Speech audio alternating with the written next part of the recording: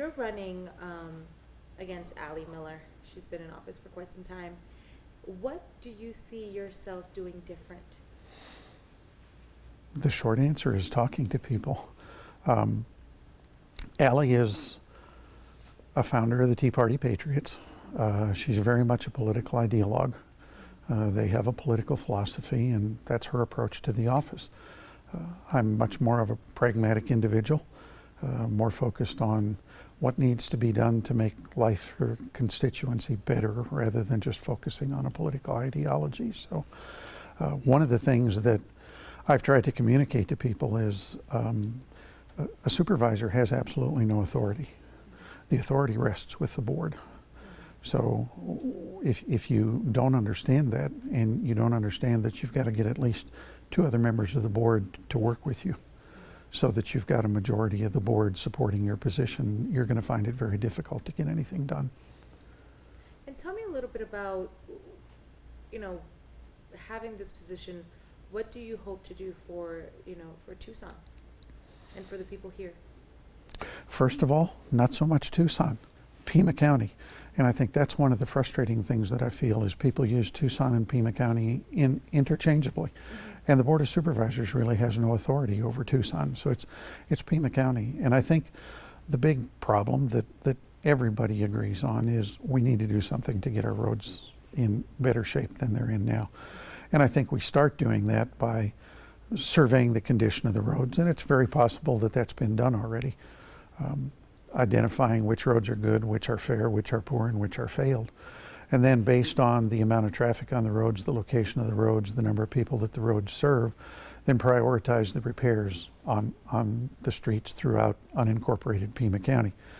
And lastly, I think in that vein is to come up with a website that's readily accessible where you don't have to dig around through the labyrinth of the county website, but make it relatively available and relatively intuitive, something like pimaroads.com, where a property owner could put in their address or put in a street that they're interested in and find out what the plan and what the timeline is for the plan to do the repairs to that road. They may not like what they see there, but at least they have an understanding of where we're going and when we're going to get there. And once you have that, then let's come up with a way to pay for it. And that's probably the harder thing to do. And what would your idea be of paying for this? Because a lot of people are going to say, well, where are we going to get the money from? There's been several things that have been thrown out during the course of the campaign. People have advocated doing another sales tax in the RTA mode, either doing it concurrently with the remainder of the RTA program over the next 10 years, or doing it consecutively and getting the legislature to approve changing the way we're allocating the RTA funds and extending the RTA for an additional 10 years and doing half of the money collected for the RTA to enhance capacity and things like that, and use the other half to repair the currently existing roads. That's one option. An option that's been proposed is to do a local gas tax, which personally I think would be the fairest thing to do, because the people that are utilizing the roads, except for those people that use totally electric cars, are going to pay to repair the roads that they're driving on. The problem with doing that is it requires legislative approval, and if my understanding of where we're at with the state legislature is correct, it's going to require a 2/3 majority of both the House and the Senate in order to levy a new tax. So that may be rather difficult to do. There's always the option of levying a local sales tax. That requires a unanimous vote of the Board of Supervisors, and depending on what the makeup of the board is when that happens, that may or may not be doable. The only thing I think we absolutely take off the table is using property taxes to do road repair, simply because there's a tax equity issue there where property taxes are levied on all the residents of Pima County, even those in the incorporated municipalities, and there's no reason that they should be expected to pay for a bond issue or local taxes to repair their own roads and then pay property taxes on top of that to repair the roads in Pima County. So I think that's something that's just not a viable option. Okay. And where do you see under you as supervisor, where do you see, what is your vision for Pima County? We need to keep Pima County moving in the direction that it's moving. Over the last 18 to 24 months, we've seen some significant economic development with the Home Goods Distribution Center, some of the things that have happened with the Port of Tucson and some of their vision as far as export logistics is concerned.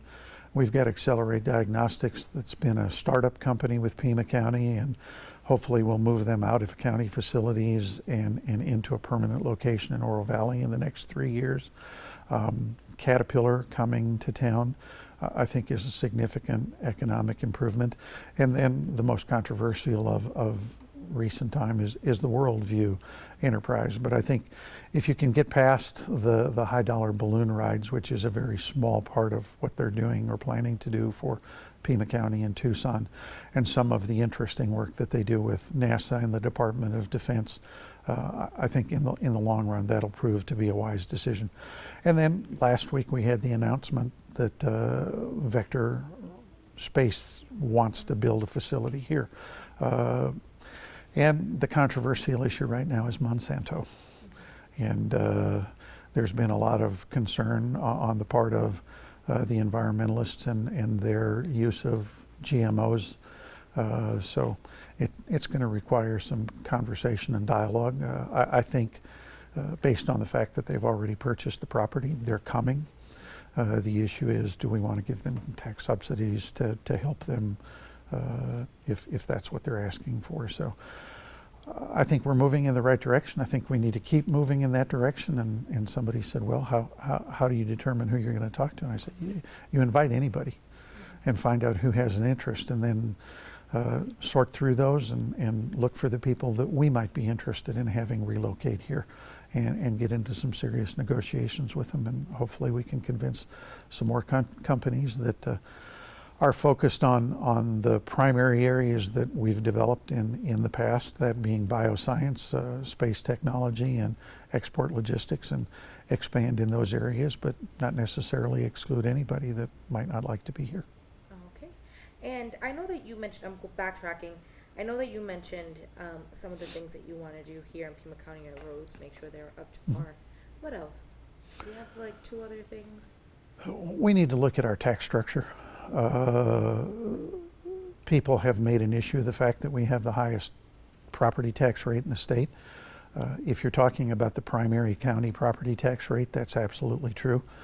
If you look at the tax bill that people are going to pay, and that includes primary and secondary county property tax, flood control, the library, school taxes, fire taxes, community college taxes, we're probably middle of the pack, maybe a little bit closer to the top than the bottom, but we do tend to operate the county primarily on property tax. I think we need to look at the way our tax model is structured and consider some other options there. Maricopa County, which we get compared to a lot, uses a 2-penny sales tax to run their jails. Well, 50% of our property tax revenue goes to fund the sheriff's department, and probably 50% of that is used to run the jail. So we could have a significant reduction in property tax if we went to a sales tax model to run the jail here, like Maricopa County does. Maricopa County also has the Maricopa Integrated Health System, which is what they use to run their hospital up there. Keno Community Hospital, which is the county hospital here, also known as Banner UMC South. The county subsidizes them with about $15 million a year. We could always set up a special taxing district. It would still be a property tax, but it comes out of the primary property tax portion of the property tax revenue. So I think there's some options that we can look at to change those, and then continue to focus on economic development. So that's going to be the key to moving Pima County and Tucson and Oro Valley and Marana and Sahuarita and South Tucson forward over the long term. Is we were what I refer to as a one-trick pony for a long time. We depended excessively on housing construction, people moving here and the construction industry for economic growth. And when the recession hit in 2007, 2008, and we quit building houses, the bottom fell out of our economy. I think we need to focus on diversifying our economic base and not being dependent on one particular industry in order to keep the economy growing moving forward. Okay. And is there anything else that you would like to add that we may have missed? I think we need to develop a more collaborative effort within the governmental entities within Pima County. The relationships between the incorporated communities in the county hasn't always been the greatest. I think if we can get everybody talking to each other again and agree that what's good for one is good for everybody, we can be much more successful moving forward.